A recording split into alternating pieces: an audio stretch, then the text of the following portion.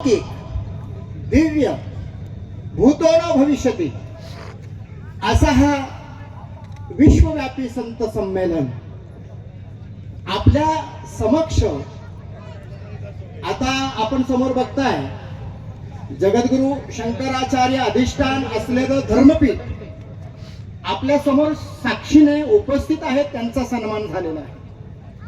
मूळ सिंहस्थ कुंभमेळा आदरणीय अध्यक्ष फलाहारी बाबा परमपूज्य रामनारायण दासजी अधिक विश्वातून आलेले संत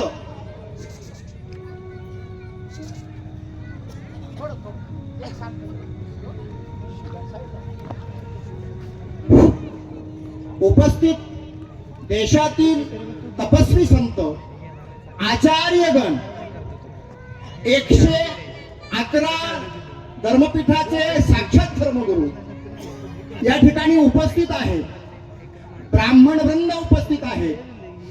साधू संत तपस्वी हिमालयापासून या व्यासपीठावरती ज्यांनी आमंत्रित केलं ते आदरणीय माझे परमस्नेही घनश्यामजी छाबडा साहेब, आदरणीय महेशजी छाबडा साहेब यांच्या अनंत जन्मीची ही पुण्याई आहे.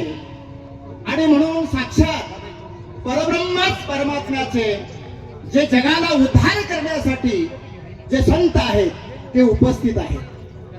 आणि म्हणून पुनश्च आयोजकांच्या वतीने मी सर्व संत व्यासपीठाच्या चरणावरती कोटी कोटी प्रणाम करून मी माझं आपल्या चरणाविंदावरती मस्तक ठेवतो.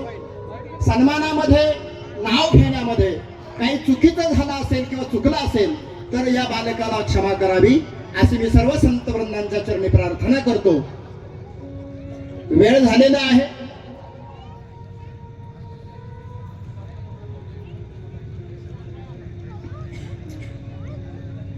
संतांचे आशीर्वचन होतील आणि शेवटचा अर्धा तास आदरणीय छाबडा परिवाराने जे बीडहून किंवा महाराष्ट्रातून किंवा सातारा पुणे इथून आलेले पाहुणे त्यांच्या हस्ते संतांचा सन्मान जो राहिलेला आहे तो होईल. फक्त संतांचं आशीर्वचन घ्यायचं आहे आपल्याला. म्हणून जास्त कालावधी न जाता आपण त्यांचं आशीर्वचन घेऊया आणि मग आमंत्रित पाहुण्यांना नाव घेऊन या ठिकाणी त्यांच्या हस्ते संतांचा पुन्हा सन्मान होईल.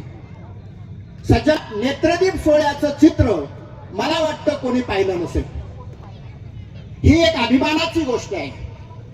जनजागृती होणं, हिंदू धर्म काय आहे, सनातन धर्म काय आहे, आपल्या विश्वाला विश्वशांती कशी निर्माण होईल, आध्यात्मिक ज्ञान कसं प्राप्त होईल यासाठीच केवळ या सोहळ्याचं आयोजन केलेलं आहे. आणि म्हणून मी आदरणीय छाबडा परिवाराला माझ्या विद्वत परिषदेच्या वतीने, वारकरी शिक्षण संस्था आळंदीच्या वतीने, आंतरराष्ट्रीय विश्व हिंदू शीख महापरिषद उपाध्यक्ष या नात्याने मी त्यांचे आभार मानतो. यानंतर आदरणीय या व्यासपीठाची निवेदिका आयोजकांच्या हस्ते आदरणीय करुणा गजेजी यांचा सन्मान व्हावा आणि त्यानंतर संतांचे आशीर्वचन होतील. अर्धा ते 1 तास आपल्याला दर्शन आणि सन्मानासाठी या व्यासपीठावर म्हणजे 8 वाजता बरोबर आपला कार्यक्रम संपेल.